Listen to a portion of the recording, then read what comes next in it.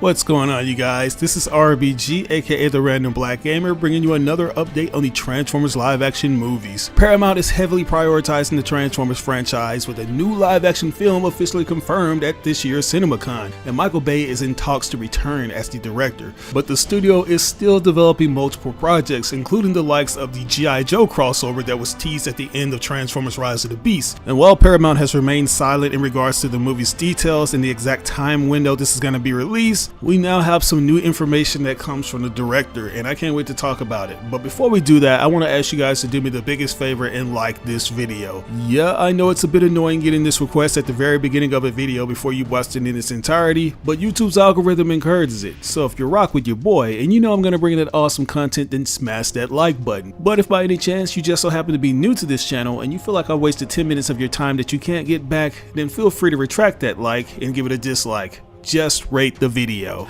But yeah guys, as I was saying, following the big merger between Paramount Pictures and Skydance Media, they pretty much confirmed that theatrical Transformers films are a top focus for them, with plans for new high priority projects. Multiple scripts have been in development, with reports suggesting a return for Michael Bay as a possibility to revitalize the franchise after varying successes with the recent entries, such as Transformers 1, a TF film that had a modest box office performance but didn't quite hit the needle that made Paramount want to go through with a sequel, which, if we're going to be honest, could be attributed to a multitude of factors, such as the movie being sandwiched between other popular family films such as The Wild Robot, or the fact that the Transformers brand popularity has waned since its 2011 through 2014 peak, making it a bit harder to pull in a general audience. But I think the thing that we can all agree definitely had a negative impact on the movie's performance would have to be these marketing missteps, where the trailers decided to showcase the humorous side instead of failing to show the film's emotional depth. And then we have Transformers Rise of the Beast, which is supposed to be the latest in the live action film series, but we aren't necessarily sure where they want to take the films going forward, because that movie suffered from an identity crisis, where it was marketed confusingly as a sequel to Transformers Bumblebee, but acted as a reboot in a desperate attempt to align it with the Bayverse timeline, which, as you'd imagine, caused this huge disconnect with the fan base, and it's because of that it's the lowest performing live action Transformers movie. If you guys aren't aware, we just had a documentary released talking about all the things that went on behind the scenes of movies like Bumblebee and Transformers Rise of the Beast, and apparently there was a falling out between the director of Transformers Rise of the Beast, Steven Caple Jr., and the executive producer of these films, Lorenzo de Bonaventura, which was due to the latter constantly getting involved in changing the script at the last minute, which resulted in a rushed plot and unoriginal cinematography that fans and critics felt relied too heavily on the classic Bayham approach, which includes excessive explosions and action. But apparently the straw that brought the camel's back revolved around the post-credits sequence, which featured the lead protagonist Noah Diaz being invited to G.I. Joe.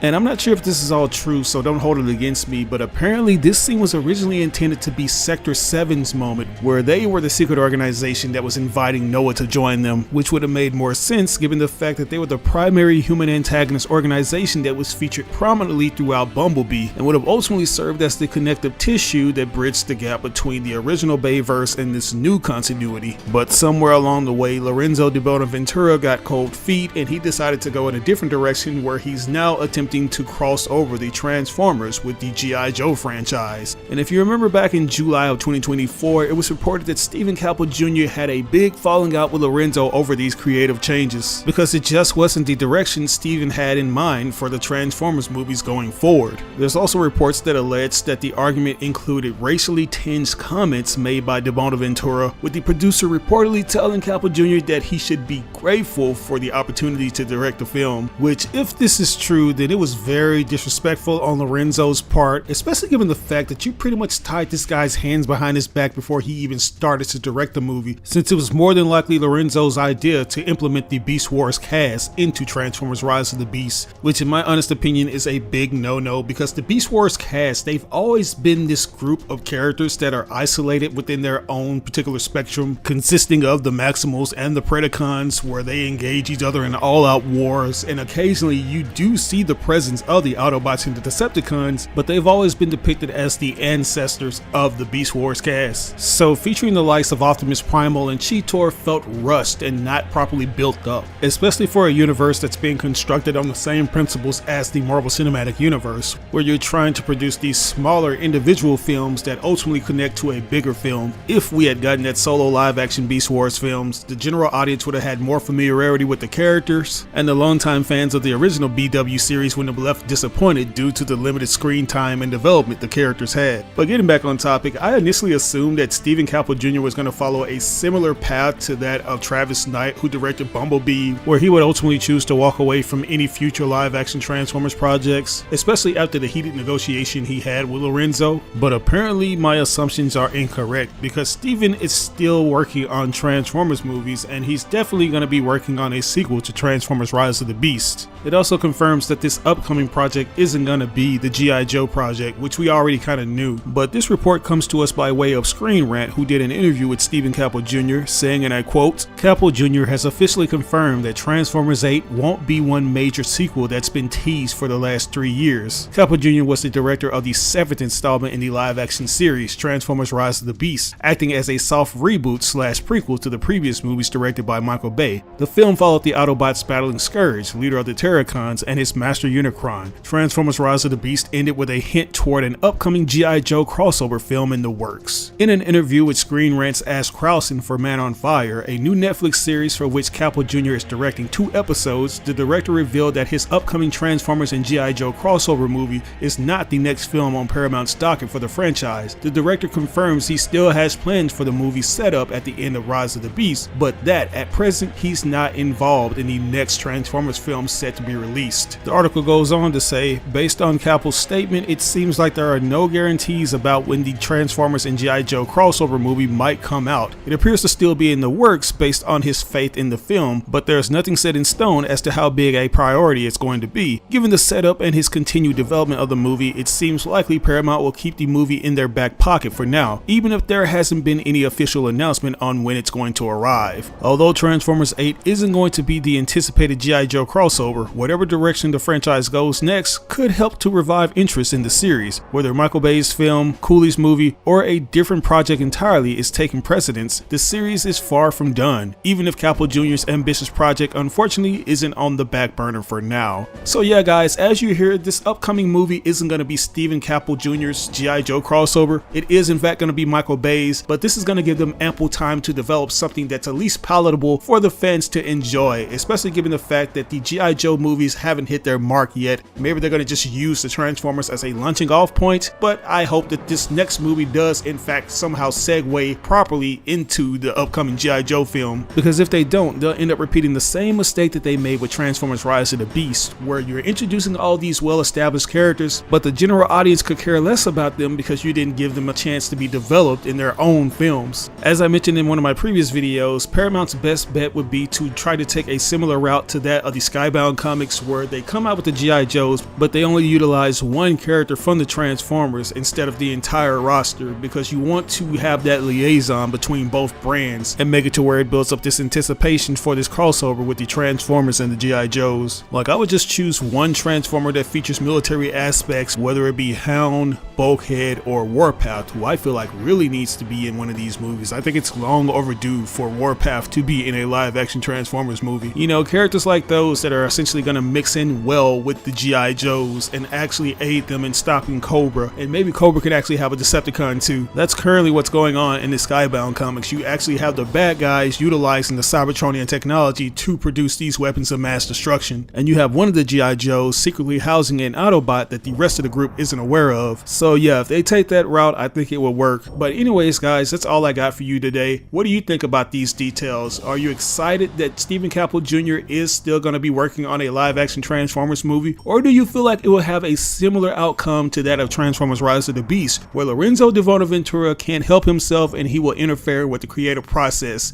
Let me know in the comment section below. As always, I ask that you like or dislike this video. It doesn't have to be a thumbs up, it can be a thumbs down, but if you actually enjoyed this video, it would help me out tremendously if you shared with all your friends and followers on all the different social media outlets. Sharing really makes a difference. But once again, this is RBG signing out on another video. I'll catch you guys later. Peace out.